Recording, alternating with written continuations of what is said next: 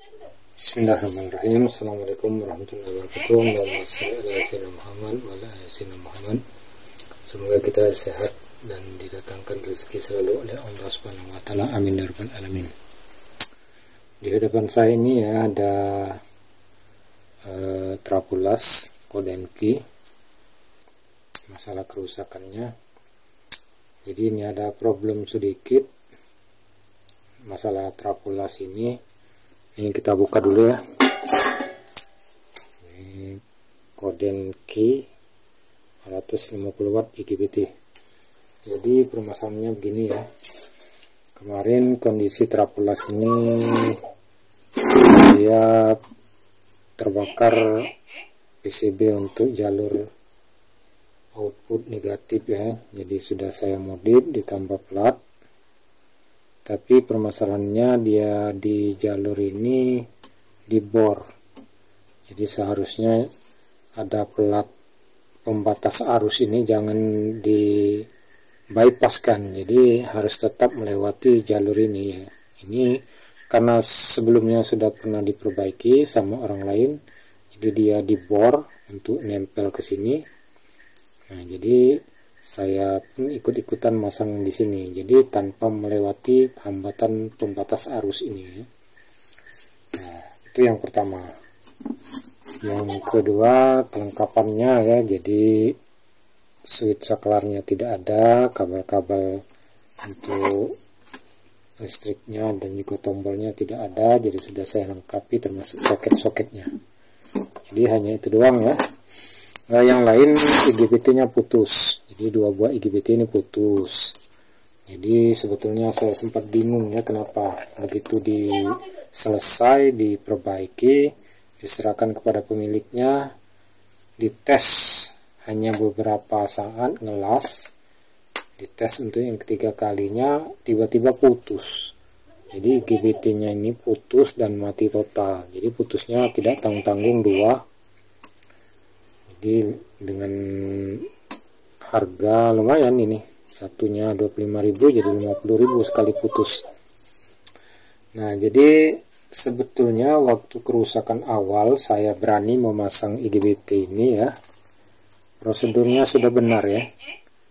Jadi pertama saya cek di IC ya. Jadi IC PWM ini sudah bagus, dia sudah mengeluarkan frekuensi. Nah, jadi ya secara syarat prosedural pemasangan IGBT itu sudah tidak berisiko lagi sebenarnya, sudah normal untuk kondisi trapulas ini. Tapi tiba-tiba kenapa putus? Jadi pertanyaan kita, apakah di pasaran banyak beredar IGBT yang palsu sehingga gampang sekali putus begitu dipakai untuk mengelas. Jadi ini sempat saya catat ya. Nah, untuk tegangan ini prosedur kerja ya sebenarnya. Jadi untuk tegangan IC-nya, IC ini ya, PWM ini ya. Jadi dia di pin 11 sama 14, dia normalnya kurang lebih 6 volt DC. Kemudian frekuensinya di 50,1 kHz. Kemudian melangkah ke berikutnya ya, ke IC ini yang dual MOSFET untuk menuju ke driver. Jadi di pin 5 dan pin 8 dual MOSFET itu tegangan voltasenya kurang lebih 8,5 volt DC, dia normal. Lagi-lagi frekuensinya sama dengan di IC ya, jadi 50,1 kHz. Terus saya cek lagi, melangkah lagi ke kaki berikutnya ya, ke kaki gate di ini untuk IGBT-nya, IGBT yang saya pasang sempat meletus itu ya. Nah, di sini. Jadi di kaki gate-nya ini, kedua gate kakinya itu saya periksa sama, frekuensinya juga 50,1 kHz. Kemudian voltase untuk lagi-lagi standarnya ya untuk gate sama emitter 12,9 volt AC sudah normal semua, jadi tidak ada permasalahan lagi, jadi sudah layak dipasang IGBT. Nah makanya kemarin saya berani pasang kedua IGBT ini. Saya pikir sudah normal ya, secara prosedural syarat-syarat terpenuhi untuk memasang IGBT, jadi berani saya pasang. Tapi kenyataannya waktu saya bawa ke tempat pemiliknya, dites beberapa saat, yang ketiga kali ngetesnya pengelasan dia putus IGBT-nya. Jadi dalam hal ini kita menganalisa di mana tak kesalahannya. Apakah di sini? Memang di sini kan ini ada pembatas arus ya. Jadi pelat ini pembatas arus, jadi kita bypasskan karena berhubung PCB-nya sudah hangus terbakar, jadi tidak memungkinkan lagi untuk melewati ini. Sebenarnya masih bisa ditambah lagi sambungan di sini atau pakai kawat tembaga disolder ulang, tapi oleh karena ingin cepat tadi mungkin jadi di bypass istilahnya ya. Jadi saya coba buka dulu ya, kita lihat dulu.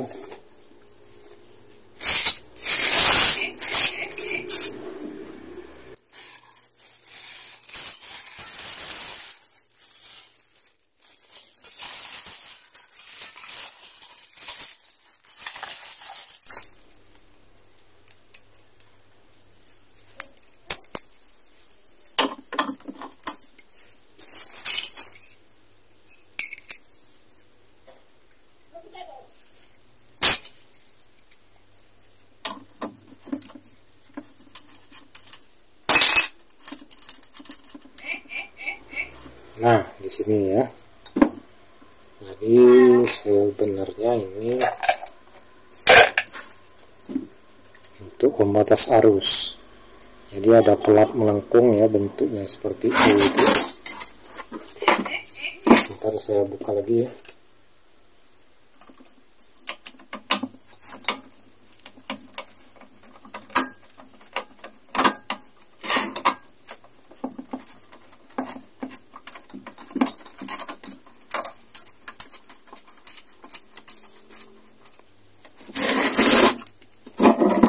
Nah, demikian penampakannya ya. Jadi ini seharusnya ya, pelat ini pembatas arus. Jadi dari trafo out finalnya ini melewati pelat ini, kemudian di ujungnya ini baru nyambung ke stang las ini ya. Nah, nyambung ke stang las negatif ini. Nah, seperti ini dari belakang ya. Ini plat tambahan untuk pengganti yang PCB terbakar ini.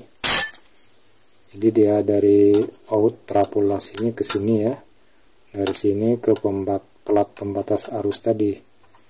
Nah, oleh yang memperbaiki dari awal dulu, dia dibor. Jadi secara cepat memasangnya jadi dibor. Jadi bisa jadi ini penyebabnya ya, jadi arus terlalu besar, jadi lonjakan sehingga mengakibatkan IGBT-nya putus. Jadi antara dua, kalau tidak mungkin IGBT-nya palsu atau juga penyebab dari arusnya ini yang terlalu besar keluarnya. Oke, untuk berikutnya akan saya modif lagi ya.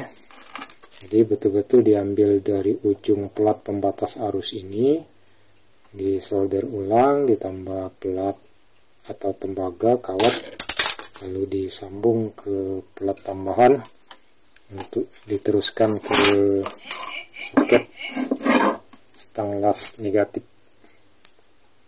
Oke, demikian ya permasalahan daripada trafo las yang kerusakan kemarin belum sempat digunakan, sudah putus IGBT-nya sekaligus.